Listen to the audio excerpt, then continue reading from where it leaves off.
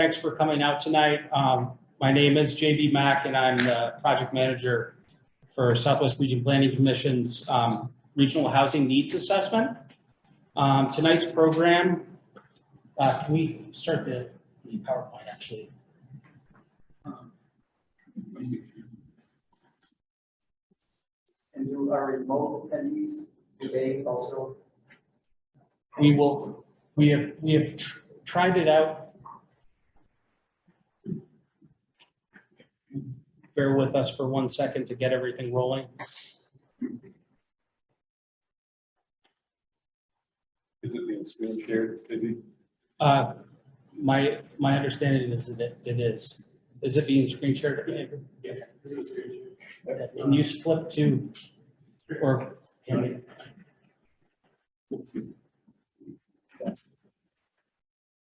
There we go. So here we are. Thanks again for coming out tonight. What I'm going to do, I'm just going to go through the program outline a little bit. I'll be providing a brief overview of what our Regional Housing Needs Assessment Project is all about. Try to answer some questions about why is it important to study housing and how will this project benefit municipalities and stakeholders in the region. Following the project overview, I'll be handing the floor to my two colleagues, Henry Underwood, who is a planner/GIS specialist for the Planning Commission, and Andrew Smeltz, who's a planner at the Planning Commission. They'll both be reporting on some of the key findings we've uncovered over the past few months regarding our housing needs assessment. Given the limited amount of time that we have this evening, we will really only be scratching the surface on data and information that we've collected over the past few months. We still have a ways to go in our project as well, and we continue to work on it. But I think you'll find what we share tonight interesting. Following Henry and Andrew's presentations, we'd like to open up the floor to have a conversation with you, the audience. We've developed 4 questions, and if you look at your packets at your chairs, there's a slip of paper that has 4 questions, and we want to kind of get a dialogue going if we can, if you're not too shy, asking you some questions about housing. At around 6:30 p.m. tonight, Rob Dapice, the Executive Director for New Hampshire Housing Finance Authority, will be joining us and sharing remarks that he's prepared to discuss challenges with respect to housing in the state of New Hampshire and the efforts of New Hampshire Housing Finance Agency to tackle some of those issues. And at the end of his address, he'll be taking a few questions as well. So without further ado, Andrew, why don't you move it for me? Probably line of sight. Yeah. So housing has been a hot topic, as we all know, in New Hampshire and the Southwest region of New Hampshire. There have been media stories about a lot of housing stories, everything from homelessness, the lack of affordable rentals, new housing developments that have been coming into some of our towns, and state and local groups and regional groups interested in tackling the housing issue through advocacy or through new programs or new policy ideas. And housing is an important topic because not only does it affect all of us individually, it affects us as a society. Decent, affordable housing, I would argue, is a basic building block for civilization. Without enough decent, affordable housing, our society often faces health, wellness, and quality of life issues. Without enough decent, affordable housing, our regional economy will struggle. So that's why we're studying housing. As a regional planning agency, our job is to help and equip regional stakeholders, including our member municipalities, to meet challenges like housing with the best information possible. So like many planning commission projects, we try to study issues by looking at the data that's available, listening to a wide range of experts, as well as stakeholders and the general public about issues, learning through case studies about how other areas have focused on planning issues, making sense of that information, filtering it, and then packaging it and bringing it back to elected officials, volunteer boards, nonprofits, and others that are interested in these issues, often with advisory recommendations. We're an advisory body, so we suggest things based on the best information that we've gathered. And our regional housing needs assessment isn't any different. That's what we're doing here. Next slide, please. Among the general duties that regional planning commissions have in New Hampshire is to conduct a regional housing needs assessment. It's actually in the law. And what we're supposed to be looking at are housing needs for persons and families of all income levels. According to New Hampshire law, we're required to do this periodically and update a housing needs assessment on a regular basis and make that available to all the municipalities in the region. Our current effort is an update to an effort that we conducted back in 2014. So we're doing this actually with our other 8 regional planning commission sister agencies, using funding from the federal coronavirus state and local fiscal recovery fund, which is being administered by the New Hampshire Department of Business and Economic Affairs. I'd like to call out and recognize Janelle Lawton from the department, who's here with us tonight listening in, and thank you, Janelle, for coming tonight. Our project began in September 2021, and it's going to conclude at the end of this calendar year. Among the items that member municipalities can expect to see as final products to this housing assessment is an analysis and overview of historic and existing housing related trends, as well as future projected trends. And so we'll be looking at things like population trends, housing affordability trends, permitting and building trends, for example. Those are some of the conditions that we'll be looking at and we'll address through the assessment.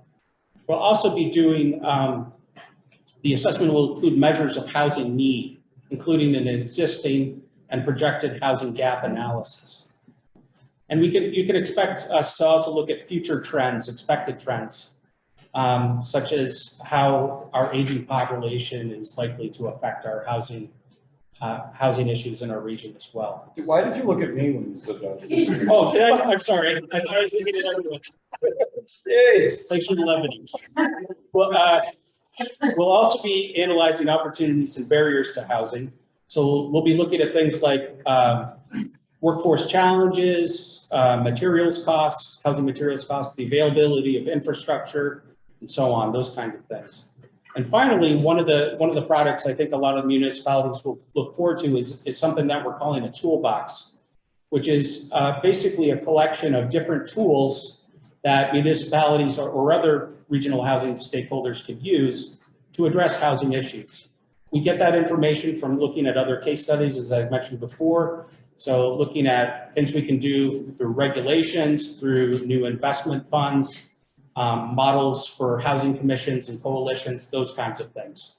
All of that information we're going to be putting up on our dedicated webpage, which is shown on the screen behind me. So with that, I'm going to hand over the mic to Henry Underwood, who's going to go walk us through some of the data we've uncovered so far. Thank you, Henry. Thanks a lot, JB. Yeah. Here, let's give this another shot just for fun. So I'm going to provide maybe a 5-minute. Henry, you're gonna have to sit. You're gonna have to sit. Nobody can see you back home. All right. Thanks again, JB. This is basically a 5-minute overview of some of the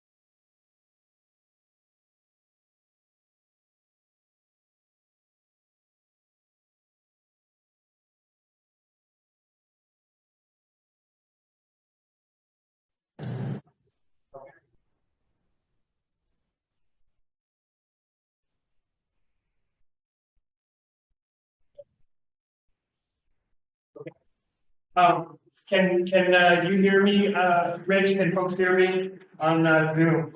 So we're at the age of housing slide now, and just to highlight the point, we are this gray bar all the way on the right, very high with the older supply of housing. Oh, we finally got that slide up. Yeah. Go back there 1 second. Well, I want to catch up time, but We get that, but let's just, you put it together, let's take a look at it. okay, I want to move on to housing production, looking at that by building units permitted over this period, 2010 to 2020. And this is data just for our region. The blue bars are single family homes, the orange bars are multifamily homes.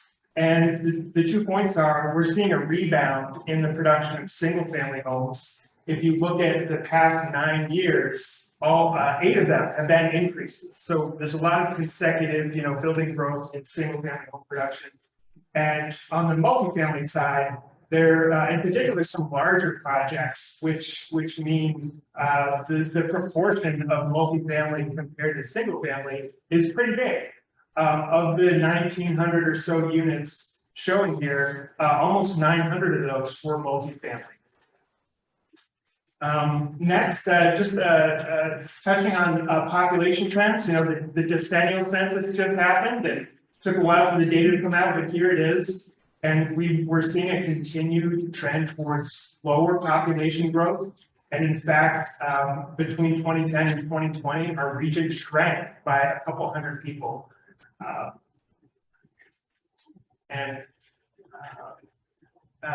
One impact of that also is changes in school enrollment. This chart is showing trends in enrollment in the state and the region.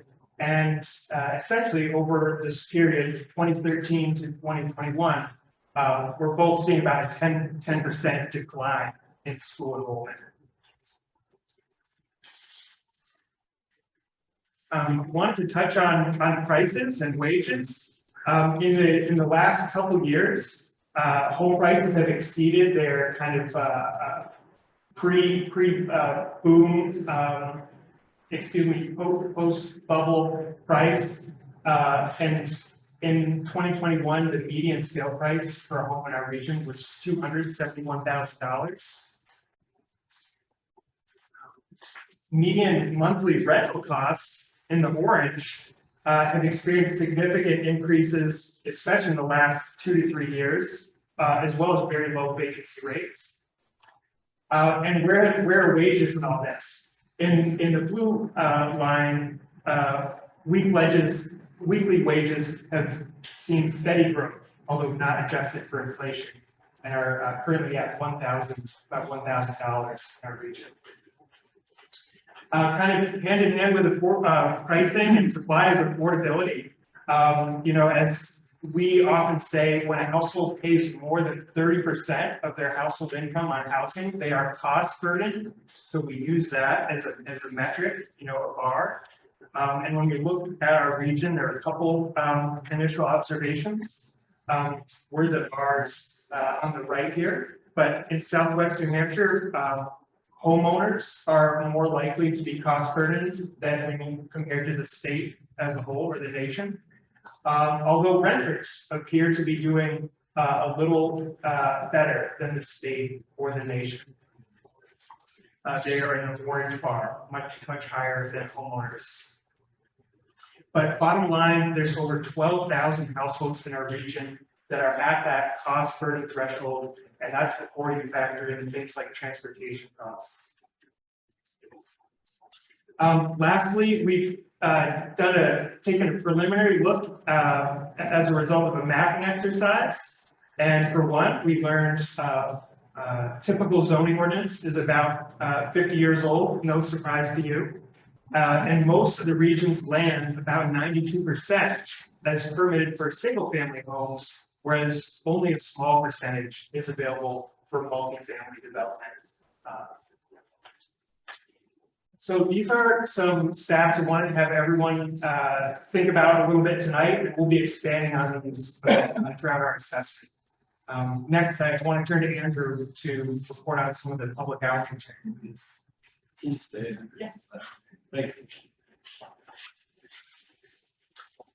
Okay, the outreach activities that we've completed for the RHNA are summarized on this slide. They include 2 web-based surveys, one for the general public and one for employers, 12 municipal stakeholder interviews where we spoke to members of select board, city council, planning board, zoning board, economic development committees, and town staff, and a focus group for town planners, planning professionals, and land use professionals from the region. And thank you to everybody in this room that participated in those activities. I know we got a lot of support from folks in the room tonight. There's additional outreach activities that are still underway for this project. Those include outreach to social service providers, developers, and real estate agents. First, I'm going to talk about the household survey, also known as the general public survey. This slide shows the most popular replies from the demographic questions, so you can get an idea of what our typical respondent looked like. Generally speaking, the survey is representative of the demographics of our region. However, the results skew towards older adults. Over 3/4 of respondents were over 45 years old, and the median age in our region is 43. So a little older than the typical demographic there, but generally pretty representative of regional demographics. Okay, affordability. So these are replies from our survey, not the census data that Henry showed you, but over half of all survey respondents are cost burdened, meaning they pay more than 30% of their total household income towards housing costs. About 12% of survey respondents pay more than 50% of their income towards housing costs, and those percentages increase for young adults, and those percentages increase for renters. They decrease for seniors, and they also decrease for homeowners. So a little bit of a difference in cost of housing there.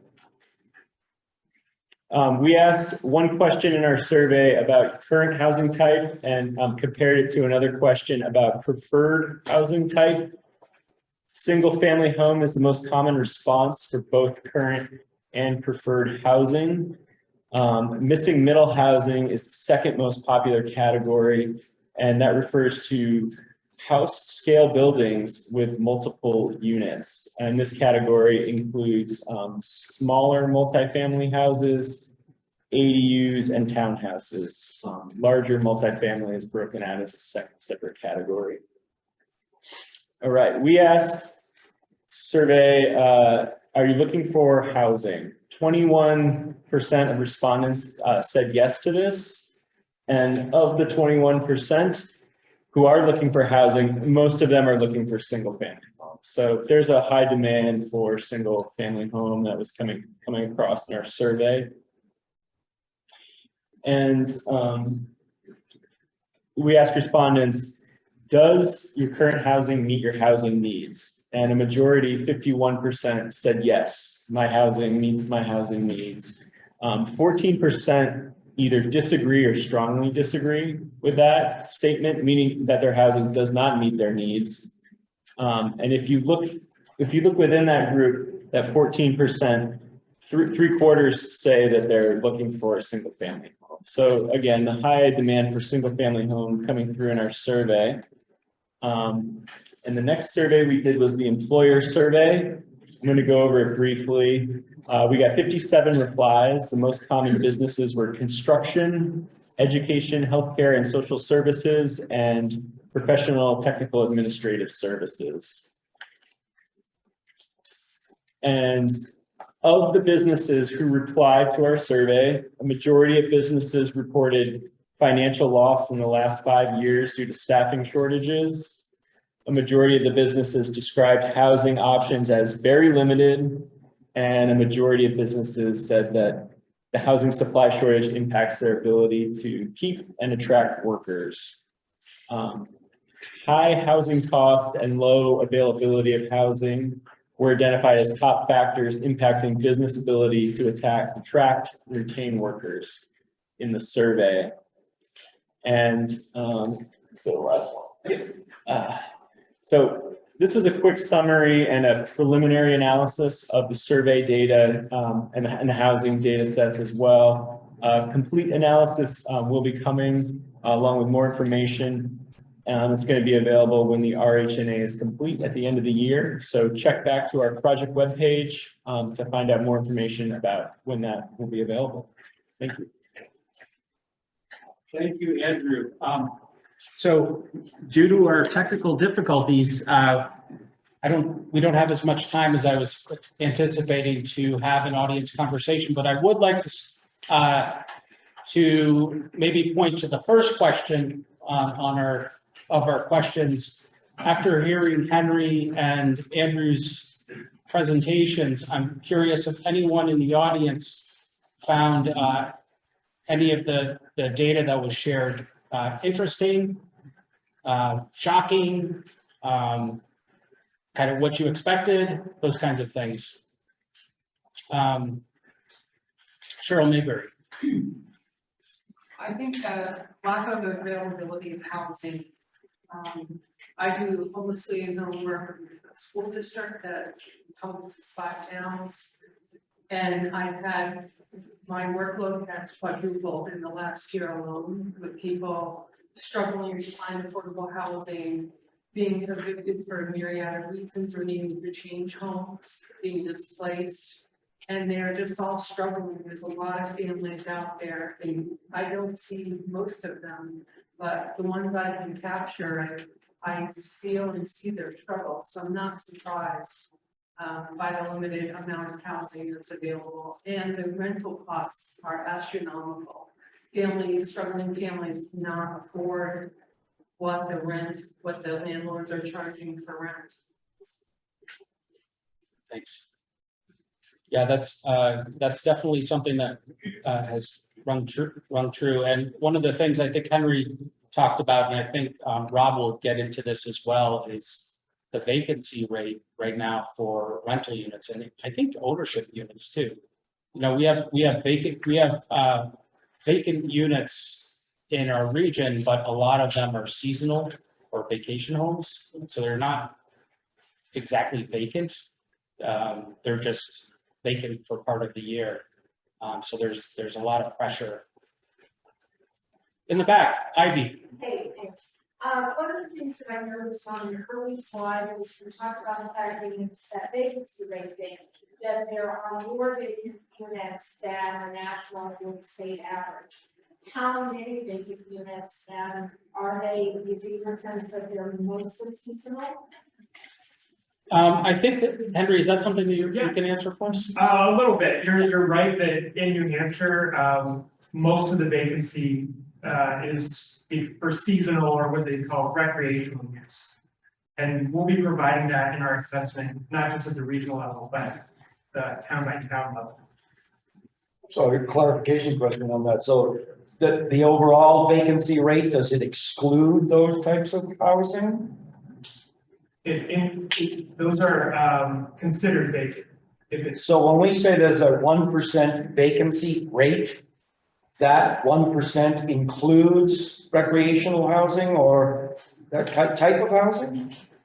It depends on the source. So one of our sources for rental housing, for instance, comes actually from the New Hampshire Housing Finance Authority. They do a pretty comprehensive survey across the state. And I don't believe that they are looking so much, at least for rental units, with that category. And they're projecting somewhere around 1% or so, I think, in Cheshire County, maybe a little bit more than 1%.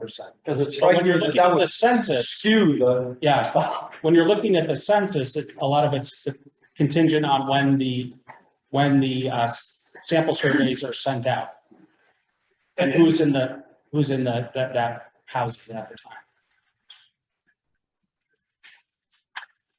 I thought it was interesting, a lot of the housing information studies I've seen, that the discussion about the interest in single family housing versus multi-family, and the implications of that, trying to get significantly more housing and land use and, you know, I thought that was something that I have been reading a lot about, but interesting to see that that's the strong pull on the market to develop that.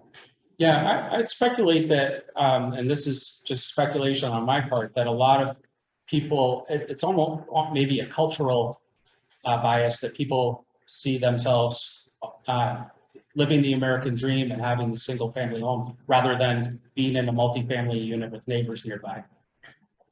Josh, did you have? Yeah, I think sort of the same thing. I think some of it's aspirational. And I wonder if, is that 76% or whatever, is that people actively looking, or is that people who aspire to? I suspect it's the latter, especially if you look at the renter and renters, typically renters in transition to home ownership. If you're paying 40–50% of your income just to rent, chances that you're building up, you know, enough cash to put money down on your first home is pretty low.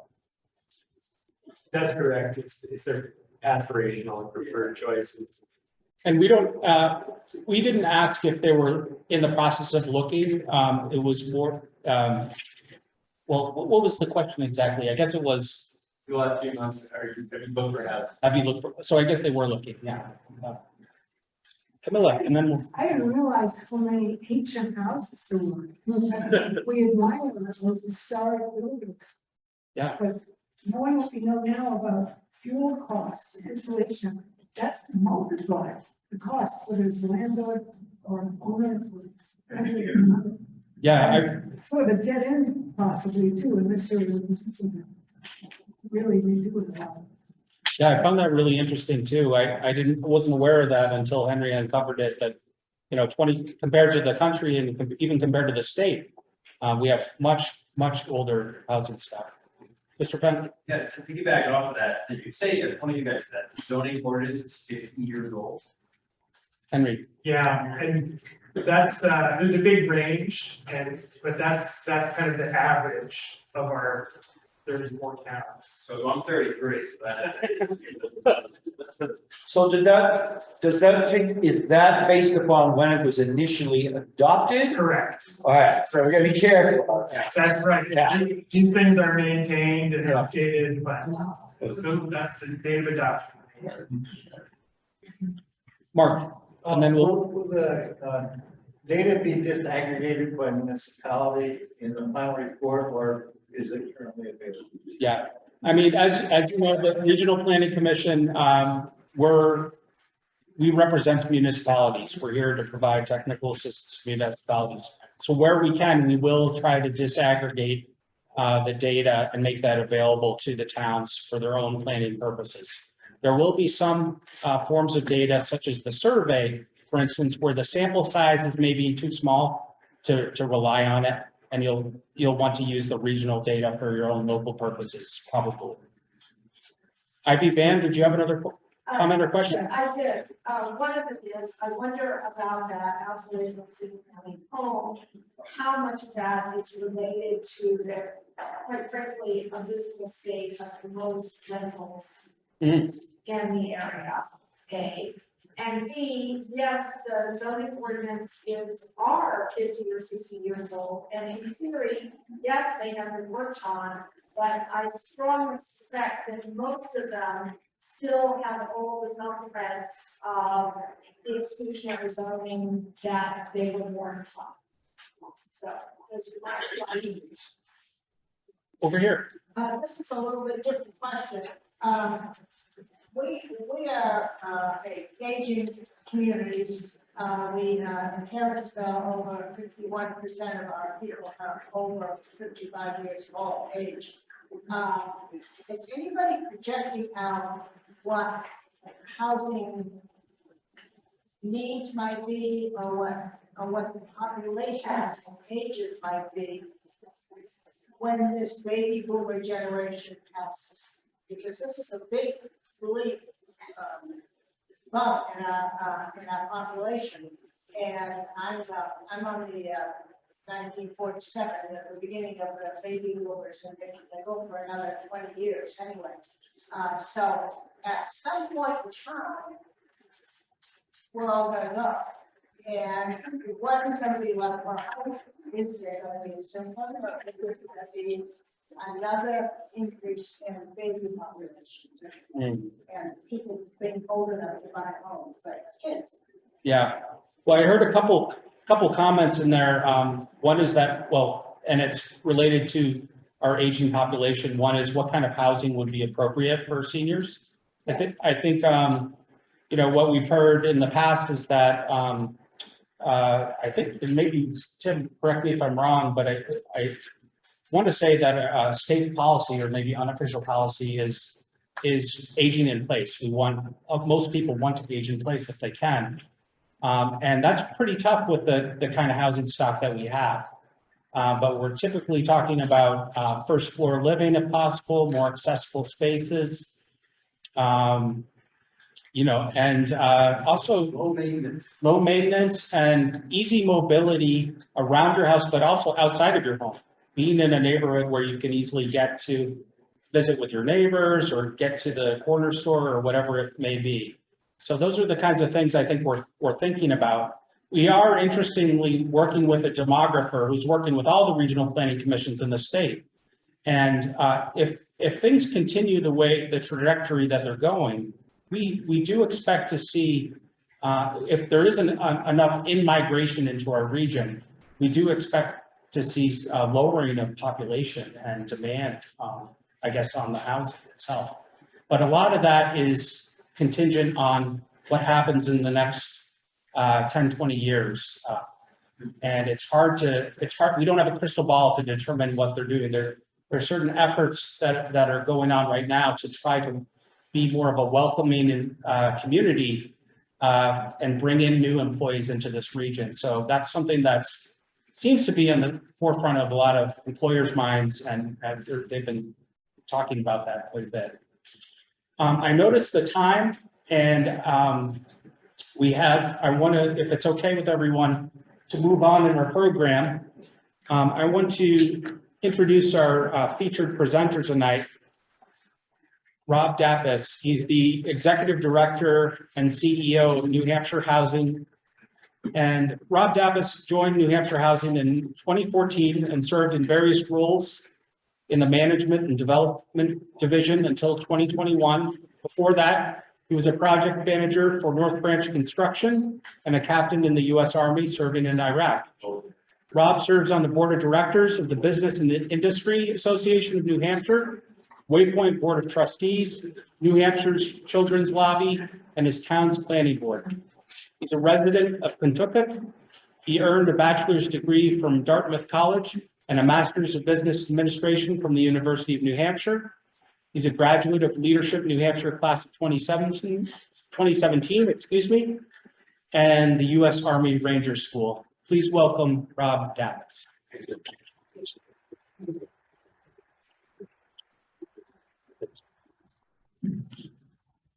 So Rob, if it's okay with us, if you can keep us on the slides, I think, or is it?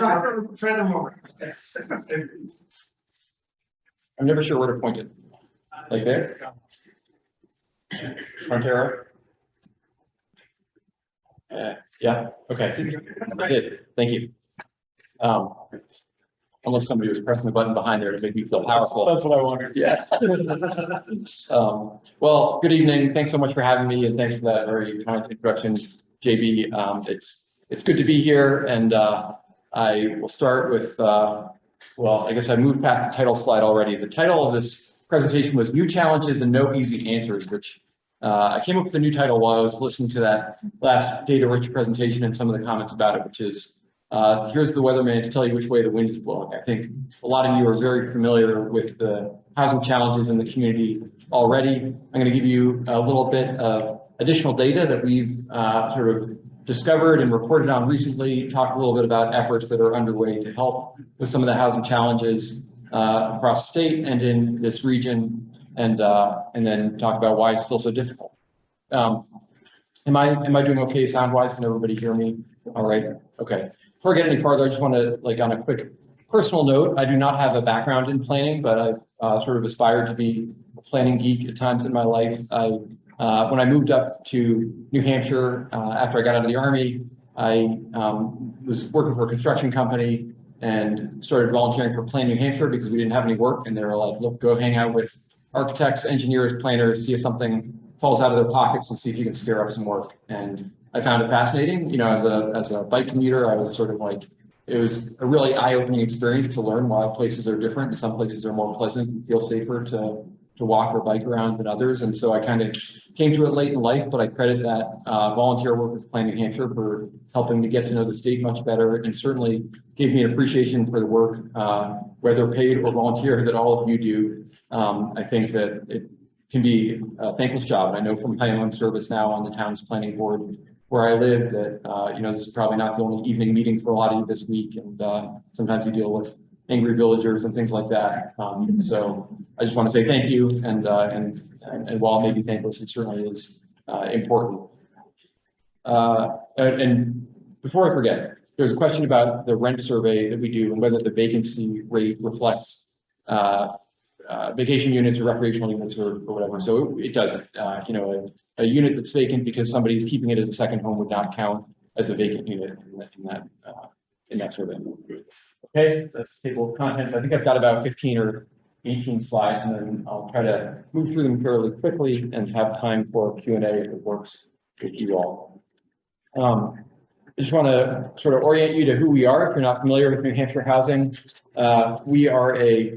We're not part of state government. We're an independent public corporation that was established by state law about 40 years ago with the mission to finance and support the creation of affordable housing and related services for the people of New Hampshire. So we are separated into divisions that are basically separate businesses, and our home ownership business has helped more than 50,000 families purchase their own homes across states since our inception, including my family. Provide down payment assistance loans and other important ways for people to achieve home ownership, which has gotten harder and harder, as we'll talk about soon. A lot of what we do is financing new multifamily affordable rental housing, and we've worked with several partners in the area to do some of that, both to create and preserve affordable rental housing. And we administer rental assistance. So the Housing Choice Voucher Program, which a lot of people still know is the Section 8 program. A number of housing authorities around the state administer their own vouchers, including Keene Housing. We administer the vouchers for the balance of state, as it's known, and that consists of about 4,000 vouchers through the Housing Choice Voucher Program and another 5,000 or so through a program known as the PVCA program.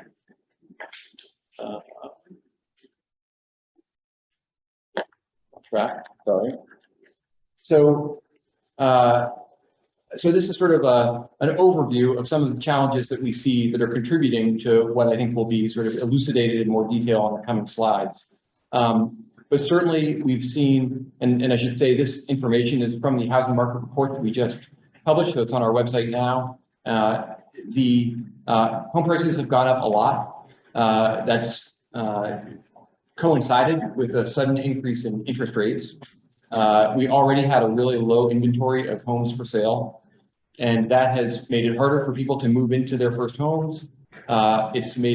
It's increased pressure on a rental market that was already really tight, already had a really low vacancy rate across the state. And so that's made things very, very difficult for what I guess I would say low and moderate income renters. People who are more vulnerable have found it increasingly difficult to maintain their housing stability. And that's been masked to some extent by pandemic era relief programs, but those programs are set to wind down in the coming months or so. So it's a challenging environment right now, and unfortunately set to become more difficult in the near future. Why is this happening? The mismatch of housing stock for changing demographic and economy. So, ma'am, you mentioned the sort of the large demographic band of boomers that's contributing a lot to the demand right now. The baby boomers are a big generation. The millennials are even bigger. Both are sort of, as the millennials have entered peak home buying age, the boomers, by and large, still prefer, as you said, and have the means to stay in their homes. And in many cases, they're competing for the same types of homes in the same types of places. And so that certainly, those dynamics pre-existed the pandemic and have fueled and I guess set the conditions for what we find to be an incredibly unhealthy and stressed housing market now. Local resistance to housing development certainly has contributed to our underbuilding relative to the demand for new housing. And so I think as we get into the slides, you'll see inventory has declined and prices have been going up for quite some time. And that's where through study of those trends is how we got to this number that you might have heard quoted before, which is that we would need at least 20,000 new units statewide to achieve a balanced housing market. And that's balanced as defined by rule of thumb, 6 months of inventory in terms of for sale homes and about a 5% rental vacancy rate. And we're well below both of those standards right now.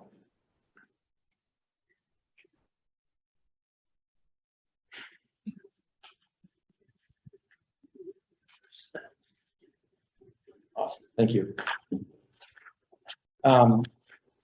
So we like to talk about the factors that contribute to, if you want to frame this in a positive way, the things that make it possible to create new housing. Sometimes it's harder to frame this in a positive way, and that's why the slide is titled "The Impediments to Housing Development: the Lumber, Labor, Land, Loans, and Laws." And we find it helpful to sort of break these down in this framework, just because when we identify which of these factors is sort of the active constraint that's preventing development from taking place, it can help us think through policy interventions that might make a difference in terms of allowing more development to happen.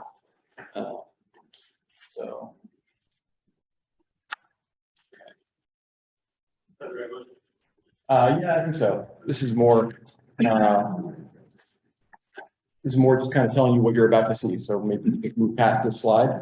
We're going to talk about changes and sort of some of the notable findings from this report. And so this is one slide from our housing market report that I found particularly eye-opening. And I think for anybody who's in real estate or who knows or loves somebody who's trying to find a home, this probably won't be that surprising, but I think it's still worth pausing on and reflecting on just kind of how shocking these numbers are. What this shows is based on certain assumptions, which is a $400,000 house, not a cheap house, with a 5% down payment. But of course, $400,000 at this point is actually below the median sales price for a home in the state. And just tracking the increase in interest rates over the past few months from December, January into May, the monthly payment for a borrower trying to buy that house has gone up almost $600 per month. And that's just on the principal amount, right? Does it cover any of the other costs too? Yeah, right. That's not taxes, it's not insurance or PMI or anything like that. Breathtaking. $600 a month is not something that most families can afford, and that I should say is assuming that the $400,000 house that you were looking at in November, December is still $400,000 in May, which it probably is. Probably going up. The last 2 years have seen home price escalation over that period of about 35% across the state of New Hampshire. And so home prices are going up, although there's signs that increase has somewhat deflected and is not increasing as steeply. But the recent run up in rates has really put an extraordinary crunch to affordability. Because most families can't say, no big deal, I'll pay $2,200 instead of $1,600 for my principal and interest. They are forced to look sort of further down in the market in terms of the houses they can afford. That puts increasing pressure on the very, very, very few inexpensive homes that are on the market. And it essentially locks tens of thousands of families across the state out of homeownership, which increases that pressure on the rental market. If you're not depressed yet, I should note that rates have gone up since we put the slide together at the end of last week. They've gone up, and it's extraordinarily volatile right now, but you've all probably heard the news about the latest inflation numbers and what the Fed's doing, which I actually haven't listed the news, so I don't know what the Fed did today, but people had priced in a 0.5% increase in the Fed. There's a lot of speculation that they were going to raise it. Does anybody know, did they raise it 75 basis points? Tomorrow they did. I thought it was today, but is it tomorrow? Yeah, and then we're talking 75. Yeah. So our rates, which are influenced by that, but a whole bunch of other factors, have gone up 75 basis points just in the last week, and so they're closer to 6.25 now. And I know some people among you might say, "What are you complaining about?" And with the snapper, when I borrowed my house, the rate was like 15%. If that's you, I have a slide for you in just a few minutes. Next, okay, housing inventory. So as I said, housing inventory has been on a steady decline, and the rate of decline has increased during the pandemic to the point now where we have a 0.5, a half month's inventory, and that, as everybody who's been a part of it knows, contributes to an incredibly stressful process for anybody who's trying to find a home. It has resulted in people who are trying to buy homes taking a lot of risks, whether that means, we've heard stories of parents cashing out their 401ks to help their kids make cash offers so that they can try to then refinance the house and return the money to the 401k before the 90-day grace period ends, so they don't experience penalty. A lot of people waiving inspections and things like that, just off the wall stuff that is becoming more and more commonplace because there are a lot of buyers in the market who have the ability to make cash offers. And so the types of families that we serve who are getting, Fannie, Freddie, and VA loans, very often their offers are not even considered because, there's a little bit more of a process to get those loans approved. There are some good news elements to the story, I think, just in that this wouldn't be happening if New Hampshire weren't a place that people didn't want to move. And we have one of the lowest unemployment rates in the country. A lot of people want to come to New Hampshire, and historically it has been relatively affordable compared to certain other places in the Northeast. So I think it's worth noting, but it doesn't make it any easier if you're trying to buy a house.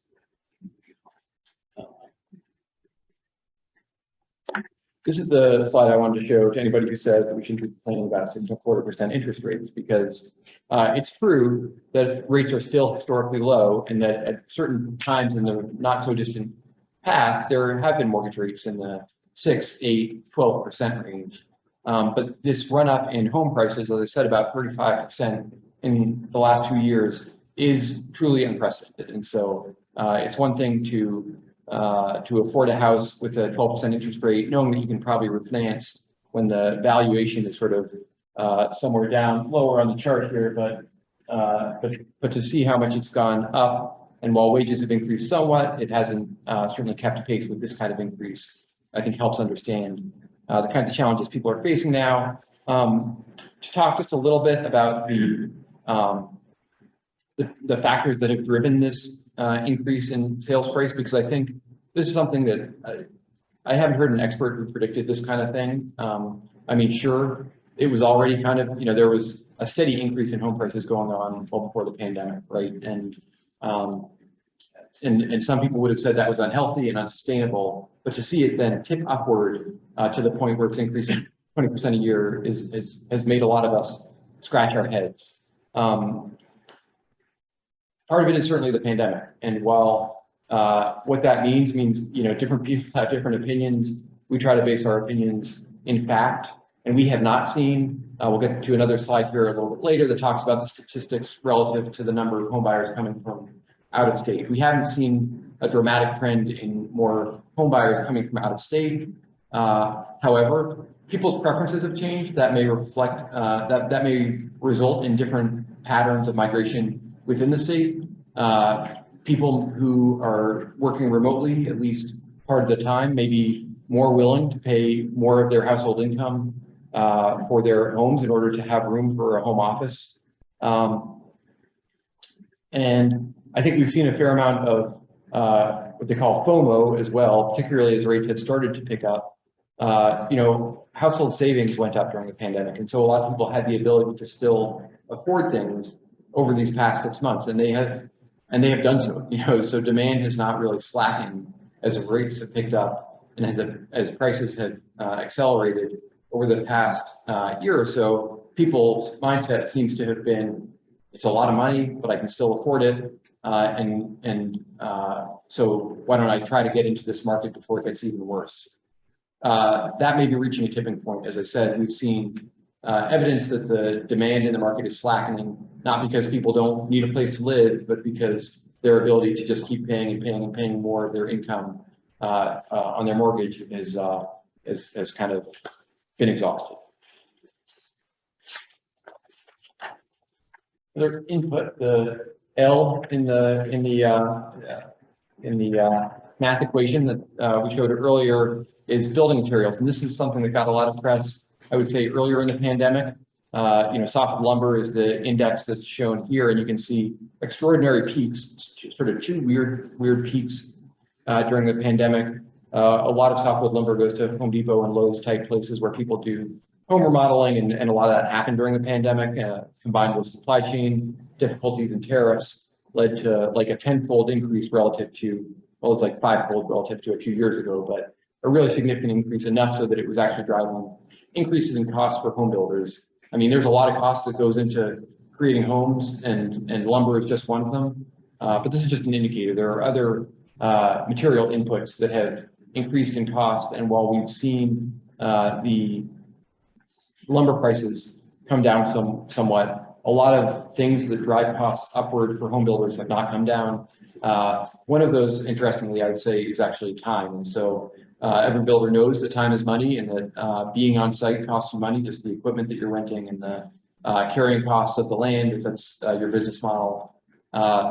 Supply chain difficulties have resulted in construction completions lagging much farther behind construction starts. And so while builders are still trying to respond to the demand, they're taking a lot longer to finish houses, and that's hitting their bottom line, and that's resulting in them having to charge more money to the extent that the borrowers can afford it.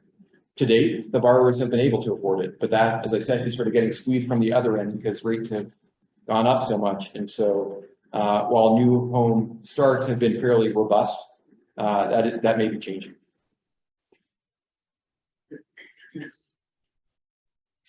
Okay, so I mentioned this slide before, and I think this one is, sorry, I know some of these are far too small to read, but what it shows is that from 2019 to 2021, the share of home buyers in New Hampshire, from New Hampshire, went from 75% to 68%.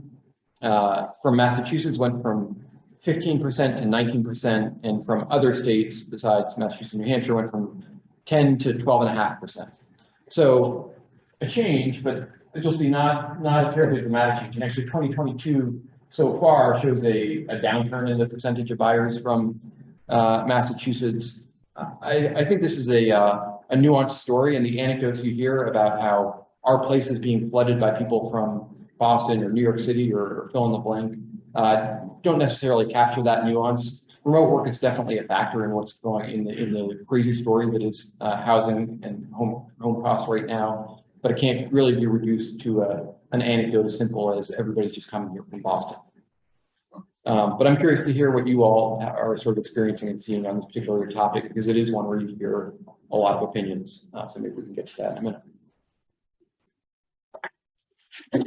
That is the cover of our residential rental market survey, which came out last year. And so I'm going to show you a few slides from the rental survey that we did last year. We do it every year, and it's a survey of, it does not include affordable housing properties that we help finance, or keen housing type properties wouldn't be included in this sample. This is all market rate apartments around the state. So we work with the UNH Survey Center and survey like thousands of units on the private market, small and large, to try to get a sense of what's happening, both in terms of vacancy and rents. And it's even working with data that's a year old, it's pretty alarming to see an increase of roughly 50% over 5 years or so. Again, I think what you see here is the effects of the challenges that people are experiencing in the homeownership market trickling down to the rental market. And so for some, there's a range of households in the rental market, and some are relatively well off and are choosing to rent, and others don't have the means to buy a home. And those who are well off, it probably just means they have fewer options and are paying a higher percentage of their income for rent, whereas those who are vulnerable and who are lower income are really those who are most impacted by these kinds of trends.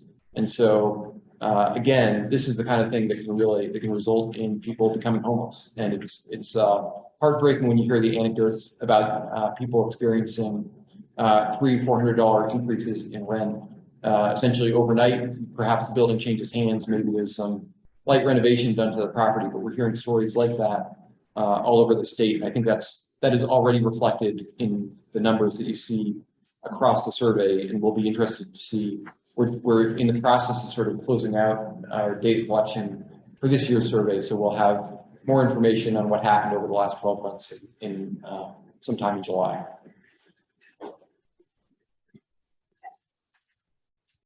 This is probably another slide you can't read very well, and I apologize for that, but it goes county by county. And so I'm sorry if I missed it. I don't know if you, in your slide, you had one for Cheshire County, and if so, and so I'm curious if your stats reflect, I guess you may have gotten it from us. So that would be good. You would agree if you were using our data. Yes. Appreciate that.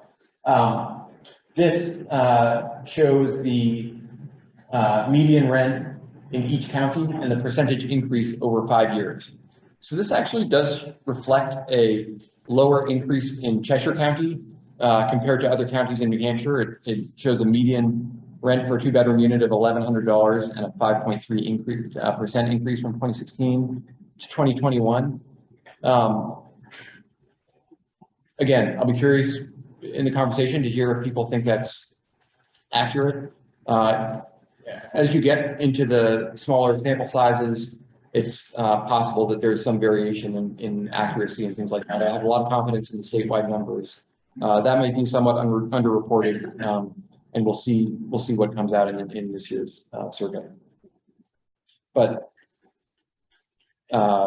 getting back to sort of the statewide picture and knowing that people, move between Sullivan and Cheshire and Hillsborough and so on, we see more dramatic increases in some other areas. In Hillsborough County in particular, just right next door, we see a 28.6% increase during that time period.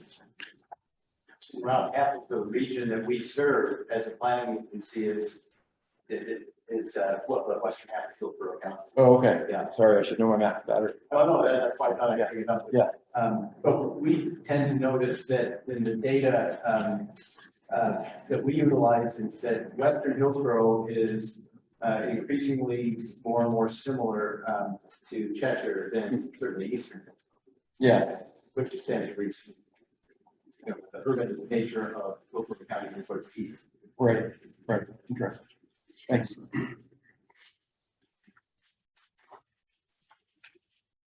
Okay, so we'll try to talk about positive news here for at least a minute or two, and talk about some of the efforts that are underway to try to ameliorate the situation. So the first bullet here about legislative action, and I'm happy to recognize Representative Ivy Van in the back there, who has been a driving force behind a lot of these initiatives that have gained a lot more steam in the last legislative session, I would say. And the fourplex as a House bill is not mentioned on this slide, but that was a wonderful piece of legislation that Representative Van introduced and got a ought to pass recommendation out of the House committee. Extraordinary achievement. Thank you for that work. And I've heard that you're planning to reintroduce it this coming session. That, and also, if we have to table, I think we have to close together out of the House. Yeah. So, and that's the thing we were talking earlier about changes. When I first started talking about fourplex as a house, we did not want to sit next to me on the bench. And now it's a real sense that that's the thing we can do. Yeah.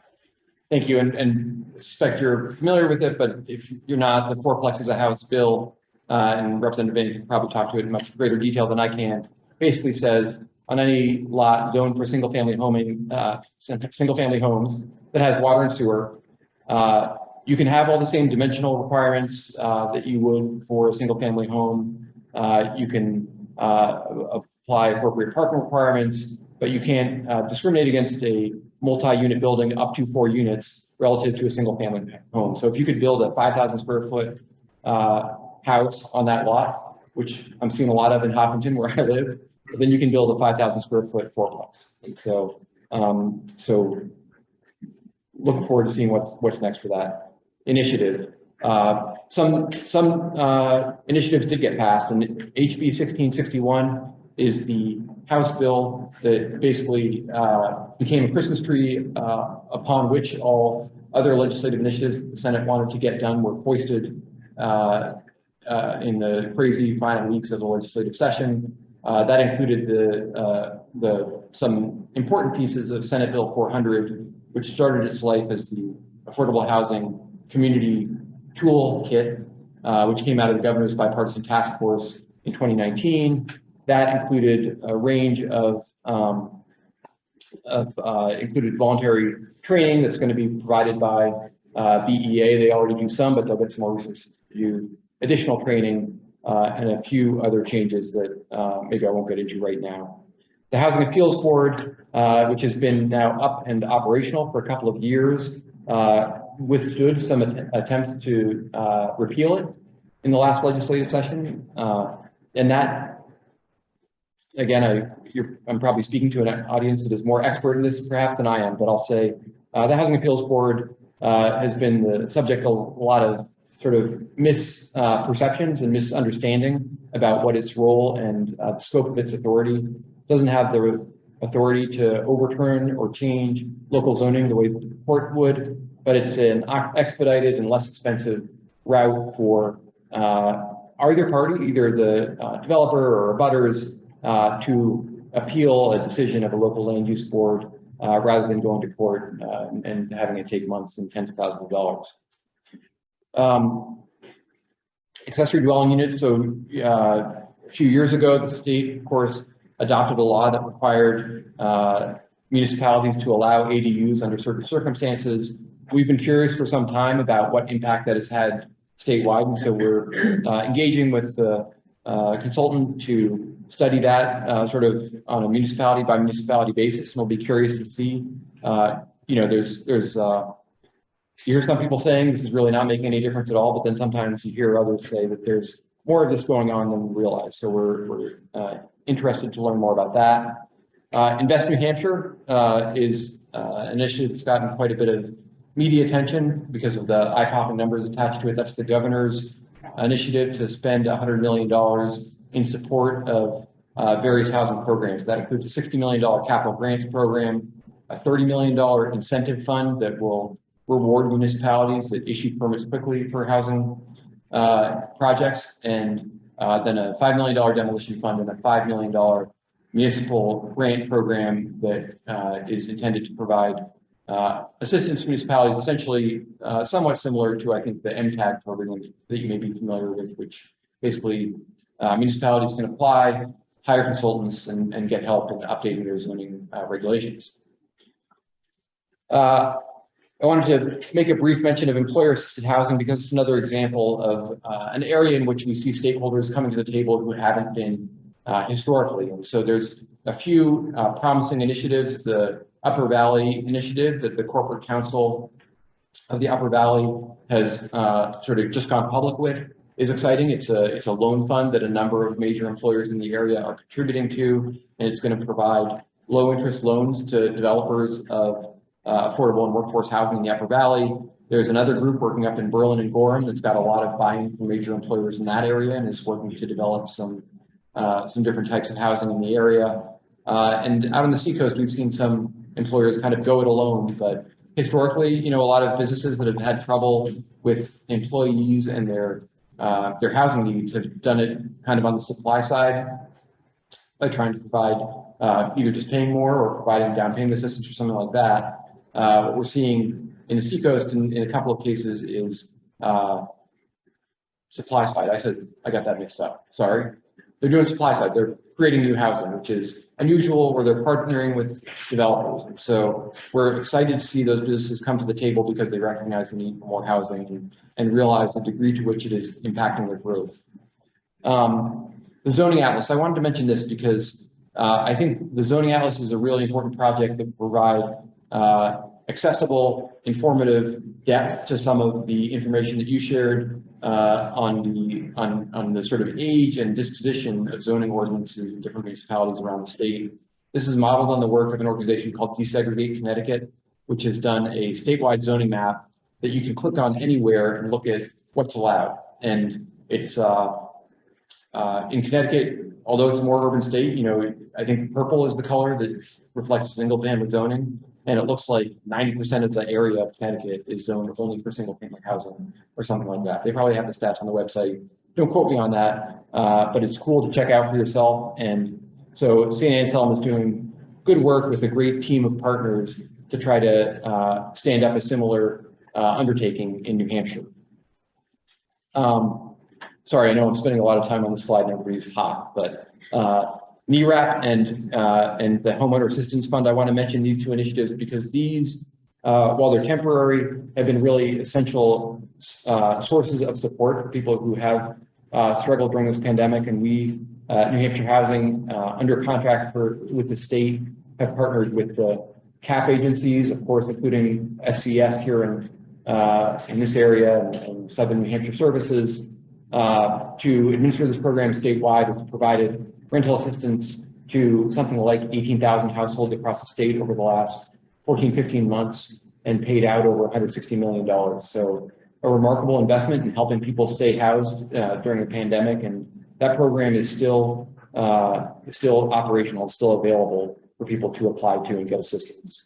Homeowner Assistance Fund is also a pandemic era assistance program that helps people who have fallen behind on either on their mortgage payments, or I want to make sure to make a note of the fact this is also available for people who maybe they don't even have a mortgage payment, but they've fallen behind on property taxes or utilities. And we've heard more about that happening, particularly with seniors, as inflation has taken a bite out of fixed incomes. And so the Homeowner Assistance Fund has been taking applications since March. We're paying and helping people with their property taxes and utilities. So both information about both those programs is available at homehelpnh.org. And we're financing multifamily rental housing. That slide, I wanted to highlight a couple of examples of what that looks like here in this area and Keene. And I want to take this opportunity to say you have an exemplary and sort of world-leading housing authority in Keene. Josh Meehan in the back there celebrating Flag Day deserves a big some recognition for the good work that he and his team are doing. I certainly look to them as a leader in sort of progressive policies, figuring out how to do things better. So Central Square Terrace was an update to some aging housing that we worked with Keene Housing on. Railroad Square was a new construction age-restricted housing initiative that we did with Southwestern Community Services.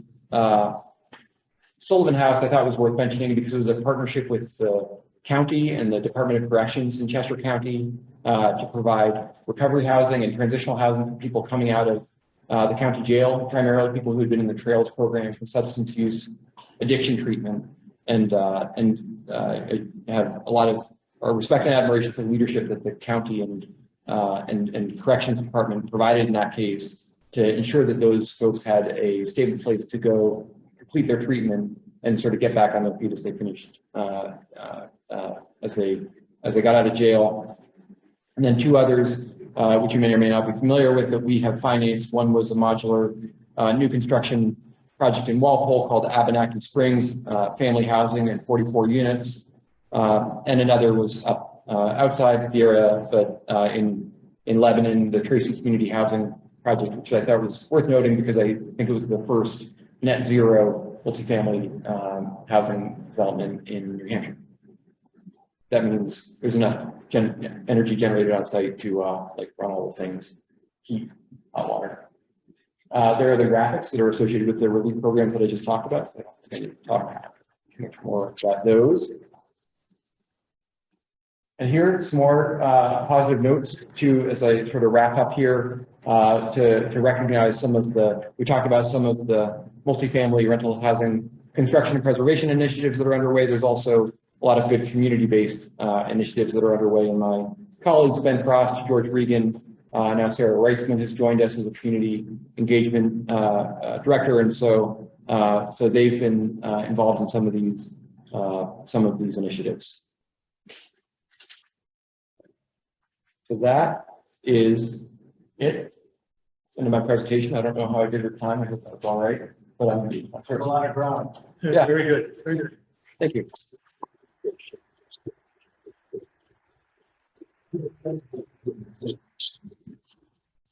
You want me to do anything else? Questions? Yeah, I think we have some time for a few questions.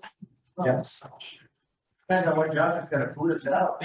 Ah, you're good. Your rental's good till like 8 to. Thanks, buddy. Well, I'm gonna thank Rob, like I said, lots of ground you covered there, and you had one slide up there where there were some of the funding programs. It's really a lot to take in, right? But one that we referred to that we're waiting for the logo, like the others that you showed on the slide, is the Invest New Hampshire housing program that has that $100 million associated with it. And for the benefit of those in this room, you know, this is a way to approach some of those antiquated local regulatory structures that exist from a time when they were built when we were concerned about growth management, right? Those were built, the foundation was based upon, you know, the demographics that were happening back in the 90s, late 80s, when we were getting a lot of growth, and how can we slow that growth down? That's not where we are today, right? And so 5 million of that 100 million, as Rob pointed out, is going to be made available. I think you referenced the MTAG program, which is the Municipal Technical Assistance Grant Program administered by Planning New Hampshire, conducted with New Hampshire Housing. But it's really a great resource for that actual purpose. So conducting, for example, regulatory audits of you know, of our municipalities. Are they conducive to, you know, the housing needs that we have, or are they perhaps in the way? And I'm not, you know, casting judgment at the moment, but this is a way to put those regulations under a microscope. We've been told that the Invest New Hampshire outline or blueprint will be made available within the next month or so. I was at a meeting earlier this week where that was mentioned. So I think we all want to be paying attention to that. This is, like I say, a way that we can do some of the local work that needs to be done. Stay tuned. Absolutely. But surely there must be a question. I was gonna say, don't be shy. Martin, I guess, Winchester. I'd like to hear how you coordinate or overlap or there's a gap between what you're doing and community loan fund, because there's another housing lender. And part of the same question is, classically, housing financing has sort of gone down the path of traditional or conventional. To what extent do you have funds or an appetite for creative and innovative solutions in your underwriting? Sure. Thanks for the question. So Community Loan Fund, we work with them frequently, and they sort of are active in a couple of different spaces. And actually Sullivan House that I mentioned in Claremont, that's one project where we provided some financing, but we were sort of limited in the amount that we could provide, and they could handle another $100,000 or $1,000 or something in actual debt, and the Community Loan Fund was willing to come in and do that, whereas it would have been sort of a little more difficult for a conventional bank to do that. So we work together on them with things like that all the time. You know, they also are very active in the ROC activity, where they're helping groups of residents in manufactured housing parks that are up for sale organize if they want to make an offer to buy the park. So that's their thing, but we can help in some cases. Once there is a ROC that's formed, we basically extend them a line of credit so that they can help. What's that ROC? I'm sorry, good question. Resident-owned community. So it's a manufactured housing park that's owned by a cooperative that's formed by the residents. In some cases, when there's a vacant pad and the park wants to fill in that pad and you know, create another housing unit there, put it up for sale, we provide some money to help the Community Loan Fund finance that. Innovative stuff. That was your other question. And so, you know, we try to encourage innovation through pilot programs. I think there is room for innovation in some of our multifamily programs. The single family loans that we do, we are sort of bound by the rules of the GSEs, the Fannie and Freddie, the government sponsored entities, because we don't have the capital to be doing the kind of volume lending that you need to do in order to make homeownership loans, unless we're able to package those loans into mortgage-backed securities that are insured by those giants. So if somebody wanted to do something that was truly unconventional and it made it unsuitable for secondary market financing, we probably couldn't finance those loans. But that doesn't mean that there's not space for innovation. But it is a constraint in terms of scaling it, I guess. There's a question on Zoom. Okay. It's, Commissioner Terry Clark, do you want to unmute and ask your question?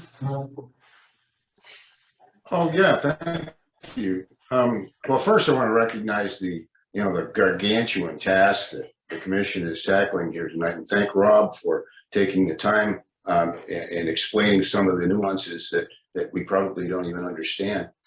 My comment is that I really feel that much of the housing problem is really beyond our local control. You know, there's income levels and building costs and several other areas that Rob mentioned tonight. But zoning, where state statute allows, and believe me, I've bumped up against Attorney Mullins many times when I was on the council, when he reminded me that, well, we can't do that locally, you know. Well, but zoning is an area that we can make an impact.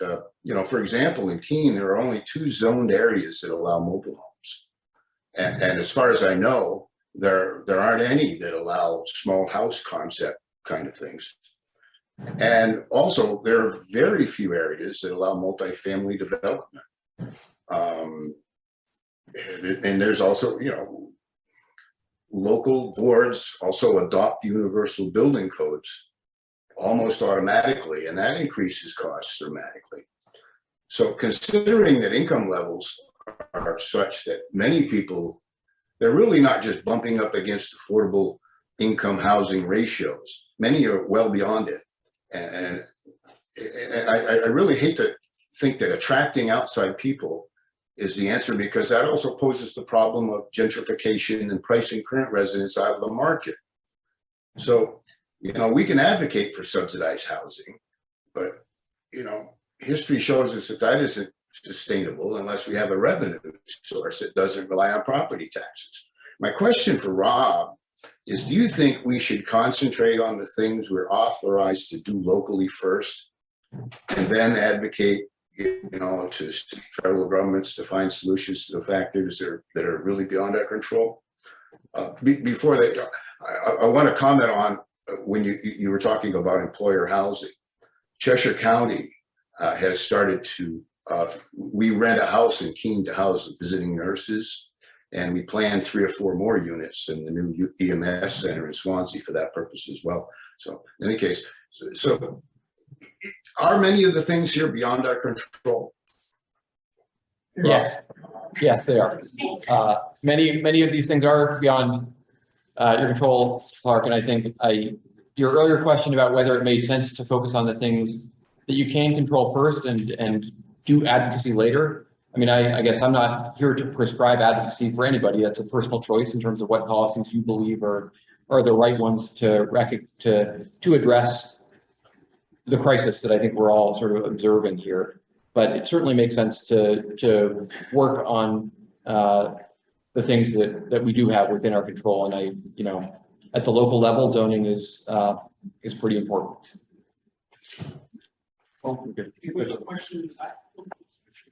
So a couple of things. First of all, thank you for including Temple under list of towns that is taking action. That's my town.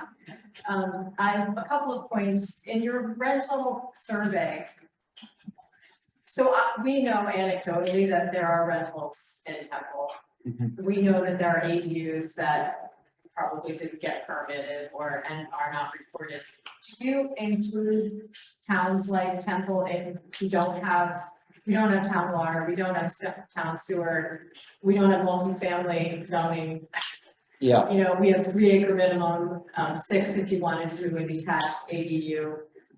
So we're doing a lot of work now. We're trying to do the regulatory review. We're looking at our ADU regulations right now. And of course, we're doing charrette Yeah. well. Do you take that into consideration in any of that data, that towns like ours that probably aren't reporting our rental? Because I know people are looking at that data and they're determining what to charge, and we're Hillsborough County, by the way. Yeah. Rental, but they're not looking at the Cheshire County prices. Yeah. So Yeah. when they're Interesting. advertising. So, that's a good question. And I think, so just to sort of, ground ourselves in how that data comes to be, it's not reported by towns to New Hampshire Housing, and it's not a comprehensive assessment of every rental unit in the state. It's done, like I said, by UNH Polling Center in sort of a similar fashion to how they would try to gauge like election outcomes, by trying to find a sample, and they do a whole bunch of outreach through advertising and offering gift cards and things like that to get landlords to participate. So they absolutely will include small-time landlords if they'll participate. But it's, there's a lot of people who don't care, don't want people to know they have rental property. Right. Right. So it, and I, they, not that polling is infallible, as we've all learned from following the news, but they do try to correct for the fact that they generally get a better response from sort of larger professional property managers, the property managers that have like corporate offices and 2,000 units find it relatively easy to respond. So they try to correct for those by sort of counting smaller respondents more heavily. Does that answer the question? Yes. Yeah. So they're trying. We don't know what we have in Temple, so I guess Right. that's, so trying to figure out how to address it in our community, when we're gonna have a forum in September. And trying to figure out what data to present to our residents is tricky. Right. Yeah, and you may have better results doing a local survey to Yeah, try to we gauge. did that. Yeah, or not. Yeah, not a huge response. We have one more question in the back. The city of Keene has been trying to encourage developers to build more workforce housing and look at increasing density bonus for green development. It workforce housing is important, but looking at the numbers, it's one of the numbers make a lot of sense. Just because we're looking at providing workforce housing where even the cost of $250,000 or $300,000, which is really not realistic for so much of the workforce. So I guess my question is, are there incentive programs that work? Like what, how are we making these numbers add up? Yeah, so that's something we get a lot, is that people look at the published, both the purchase prices and the rents for workforce housing, and they say, that's not workforce housing. And so, why would you ever subsidize or even try to promote the introduction of homes that are selling for $300,000 or $400,000 in some areas of the state, or apartments that are going to rent for $1,600 or $2,000, when the working people that we know can't afford those. And so one answer to that is simply that it's enshrined in the law. The workforce housing law that was passed in 2008 defines affordability, and that's based on median income. And I think why have those formula-based calculations that determine what the workforce rent and the workforce purchase price, why have they gotten so out of whack relative to what we might think of as an affordable place to live? I think that's partly a larger story about income inequality, perhaps, and partly also just sort of sticky perceptions about what people can and do pay. And so I think, just from having talked to our home ownership team, I can tell you $300,000, $350,000 does not sound like an affordable house to me either. And it wasn't that long ago that I was buying my first house, but it was half that much money. And yet there are a lot of working families, two incomes in almost every case, but they're not making a ton of money, and they're paying, they're finding ways to afford those kinds of things. In some cases, they're making it work. In some cases, it's really